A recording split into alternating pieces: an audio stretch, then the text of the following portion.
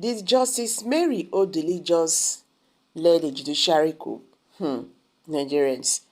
The widely reported outburst of Mary Odili ahead of the questionable verdict of the Presidential Election Tribunal comes away as uncalled for, especially her status as a supposed carrier of dignity.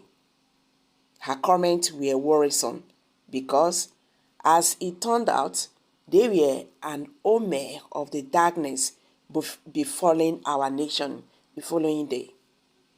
An Igbo adage says that when a bird cries at night and the baby dies the next morning, it is easy to connect the two incidents. It is easy to interpret that Mrs. Odili, chair of the body of branches, retired Justice of the Supreme Court, and the former First Lady of Rivers State, mainly flew a kite and dropped a hint of the calamitous verdict by accepting to do that hatchet job. The 71-year-old grandma does not care a hoot about her post-career image. She could have been what or who they said. My admiration for the new bench legal icon prompted the discourse. My plaudits date back to when the bencher's husband was the governor of Rivers State twice. My colleague and I were guests of the governor.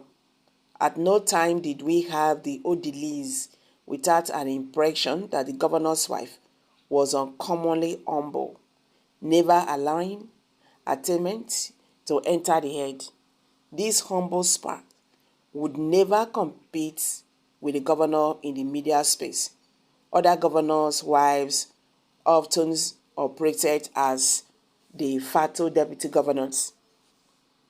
The gubernatorial days were gone, and then came climbing up the judiciary ladder. Despite this rapid rise, the professional competence of Mrs. Odili was the most dignifying from the point of view of the watching public. Perhaps an inking of the other side of this top justice showed during a controversial perpetual injunction restraining anti-grant agencies from harassing a particular ex-governor. She was fingered in that scandal. That perpetual injunction was seen by many as taking undue advantage, especially as other former governors who had cases to answer were harassed. They were tried and jailed. For example, the Taraba and the Plateau state governors went to prison. Mary is a common Christian name, especially among Catholics. I am a Catholic who venerates the mother of Jesus of Nazareth to no end. According to the Bible, Mary had been bothered to a woodworker and called Joseph before the angel announced Jesus immaculate without sexual union, conception. Everything about Mary, the wife of Joseph of Nazareth, is spotless. So the Bible says, hence, the reference to her as the Immaculate Virgin, a Christian who has Mary as a patron, a saint must strive in all things to reflect her life of purity, even if measurably. Nigerian Marys are legion, but easily the most visible Odili, the justice, and the former governor's consort, dwelling on the Nigerian version of that biblical name in this space today. We show how the Nigerian Mary so far lived up to the name from where she often seek God's mercy and grace. While sitting at the Supreme Court, The legal luminary was seen as one of the deep sources at the Appeals Court, and not a few wished that she made it to the exalted position of the Chief Justice. Alas, age caught up with her. Against this backdrop, many Nigerians, including yours, sincerely took it badly when there was an attempt in 2021 to rubbish that sterling career in his wait years.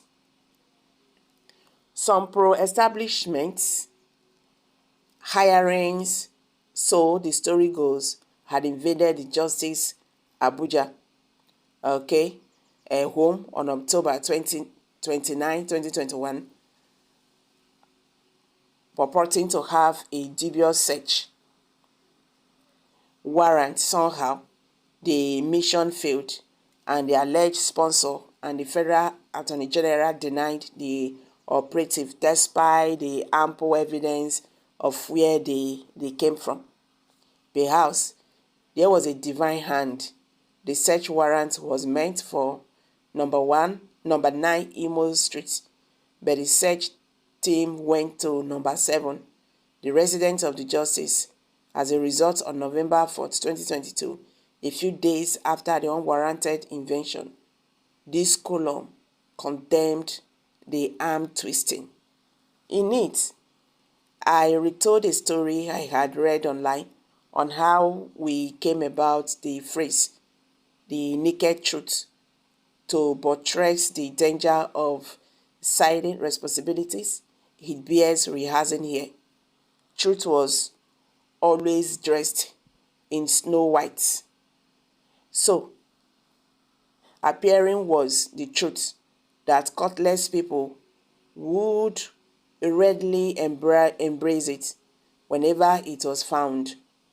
One hot afternoon, on the way to a date, Truth stopped by a pool to have a dip in the water before continuing. Nigerian judiciary will be the victim of all their pandering to interests other than those that serve the end of justice. They may think such unprofessional acts are without consequences on the system. But history is not blind to all this, and no matter how far lies and injustice may travel and endure, when justice arrives, it will overshadow them. All over history, truncating the will of the people has a repercussion, and the opening quote above from the book of Proverbs uncovers to us what will befall all those who set the guilt free and convict the innocent.